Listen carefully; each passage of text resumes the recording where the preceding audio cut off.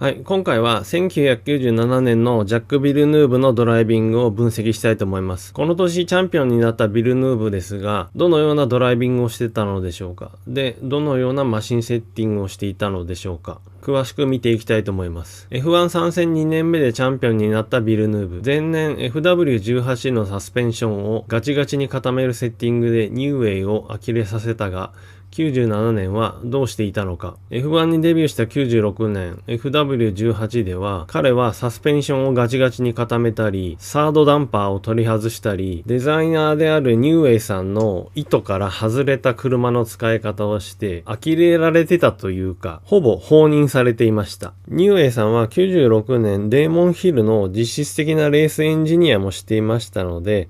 それもあって、ヒルに付きっきりになって、特殊なセッティングをするビルヌーブのことは気にしなかったようです。で、二人がいなくなってしまった97年、ビルヌーブはマシンをどのように扱っていたんでしょうか。97年のマシンのセットアップについて、ビルヌーブはこう言ってます。僕のセットアップは他の誰にとっても絶対に運転できないものだったと思う。サスペンションは岩みたいに硬くて、ブレーキも触れた瞬間に、100% 効くようなものだった。97年も全然変わってないんですね。ガチガチのサスペンションと足を乗せた瞬間にいきなり効くブレーキ。この組み合わせで走ってたっていうことですね。でもインディーカーから F1 に来た僕にとっては、それがマシンを意図通りにコントロールする唯一の方法だったんだ。車高変化をなくして、エアロを安定させればコーナーで思いっきり突っ込むことができた。車高の変化が起きなければダウンフォースが安定して発生する。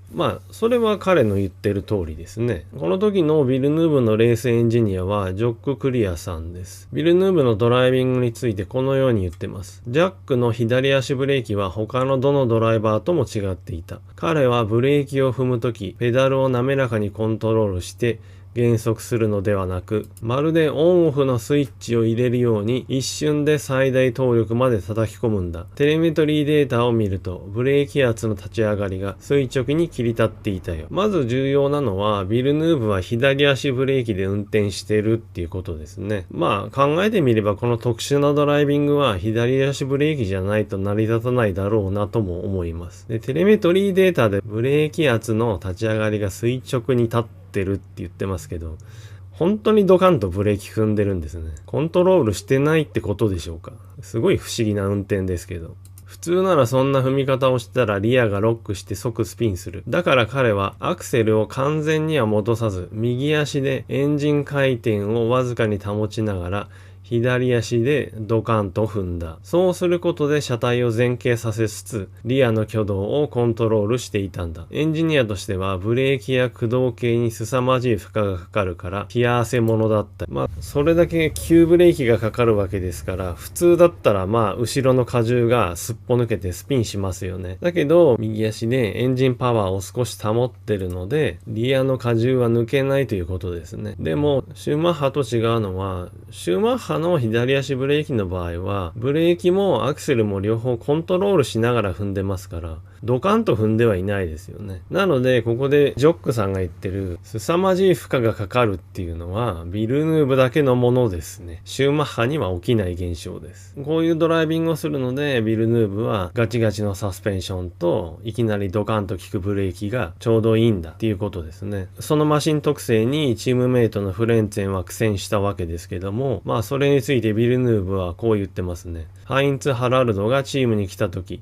周りは彼の方が僕より速いんじゃないかと言っていた。でも彼は僕のデータを見て絶望していたよ。こんなセッティングでどうやって走るんだってね。彼はマシンを柔らかくして心地よく走ろうとしたけれど、それでは FW19 のダウンフォースを使えないんだ。僕のデータを真似しようとしても、あの過敏なマシンをコントロールする度胸と、スタイルがなければ無理だった。そのドライビングのデータを見て驚くのは無理はないですよね。どうやって運転してんだってそりゃ思うでしょう。で、フレンツェンはサスペンションを柔らかくしようとしたけど、それじゃあ FW19 のダウンフォースは使えない。言ってますね。どうしてそんな空力特性になったのかは置いといて、それはその通りなんでしょう。で、もしビルヌーブのドライビングを真似しようとしても、度胸と同じドライビングスタイルがないと無理だよって言ってますね。まあそれもその通りでしょうね。っていうことは、フレンツェにとっては、荷重移動しやすい柔らかいサスペンションにしようと思えば、それは車のダウンフォースがなくなるっていうことを意味していて、じゃあドライビングをどうにか真似しようと言ったところで特殊すぎてそれも真似できない。もっと言うとビルヌーブはこれ以前から左足ブレーキで運転してましたけども、フレンツェンはこの時まだ右足ブレーキらしいんで、これじゃあ車をコントロールできないって言ってやっとここから左足ブレーキを始めるらしいんで、そういう意味でもビルヌーブと同じドライビングをするっていうのは何にしてもできないわけです。なので97年の開幕時点でもうフレンツェンは八方塞がりの状態だったわけですね。もうどっちにも進めないみたいな状況だったわけです。このビルヌーブの特殊なセッティングについて当初はパトリック・ヘッドもいい顔をしなかったようです。パトリック・ヘッドは最初僕のセットアップを嫌がっていた。でもタイムシートを見せれば彼らは何も言えなくなった。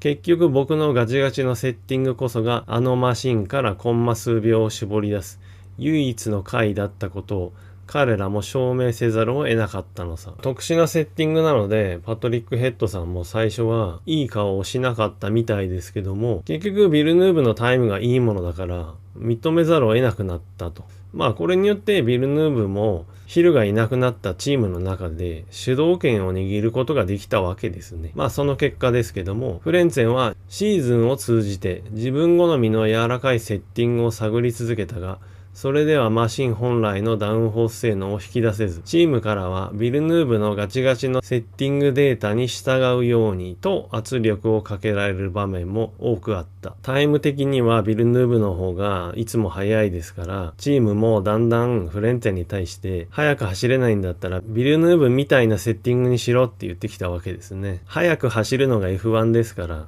そういう意味ではチームの言ってることはもっともなんですけども、フレンツェンにとってはこれも大きなストレスの一つだったでしょうね。こういう駆け引きも含めてビルヌーブがフレンツェンに対して仕掛けた心理作戦っていうのを紹介したいと思います。1、データの非開示と情報遮断。セッティング情報やテレメトリーデータを共有しない。2、メディアを通じた心理攻撃。マシンを乗りこなせていない、度胸が足りないといった趣旨の発言をたびたび口にした。3、チームの中心という既成事実化。フレンツェンが自分好みのセットアップを模索しようとしても、僕のやり方が一番早いと実績で示し続けたため、フレンツェンはガレージ内で孤立感を深めていった。まあ一番のテレメトリーデータを見せないっていうのは、効果がないわけじゃないですけど、ドライビングが全然違うんで、私としてはなんかあんまり効果ないんじゃないかなって気がします。で、2番、メディアを通じてフレンツェンのことを否定するわけですね。前の動画で紹介しましたけども、フレンツェンっていうのは考え込むタイプですから、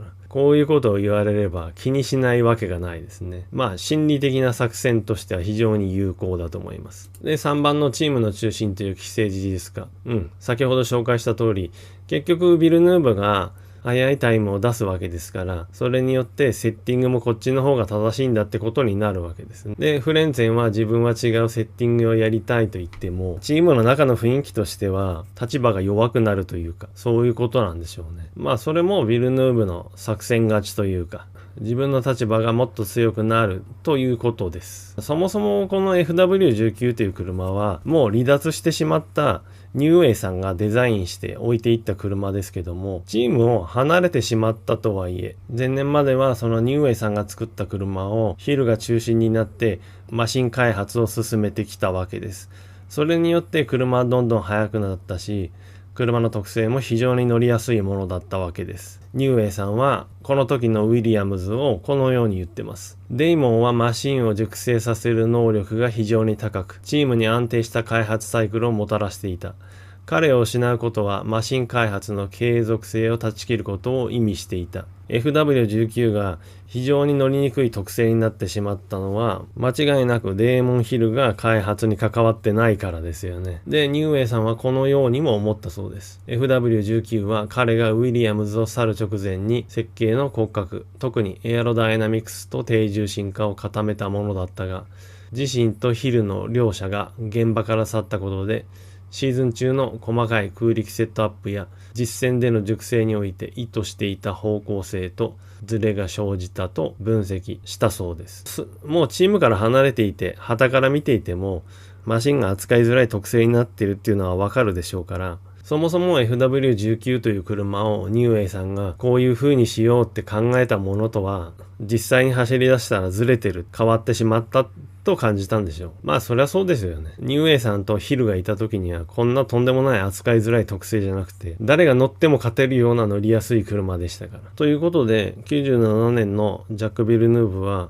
前年同様相変わらずガチガチのサスペンションとガツンと効くブレーキという組み合わせで車をセッティングしていたと。だけど FW19 を速く走らせるにはそれが一番いいセッティングだったと。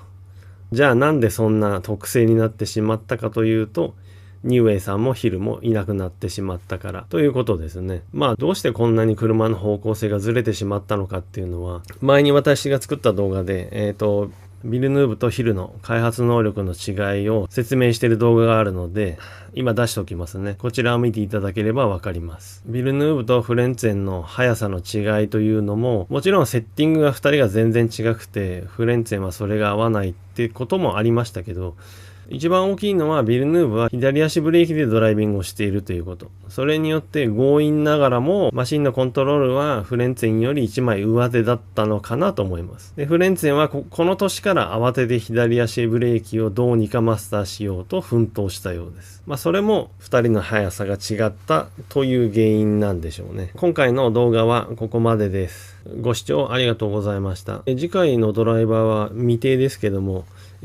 誰かのドライビングスタイルの動画を作りたいと思います。はい、じゃあまたよろしくお願いします。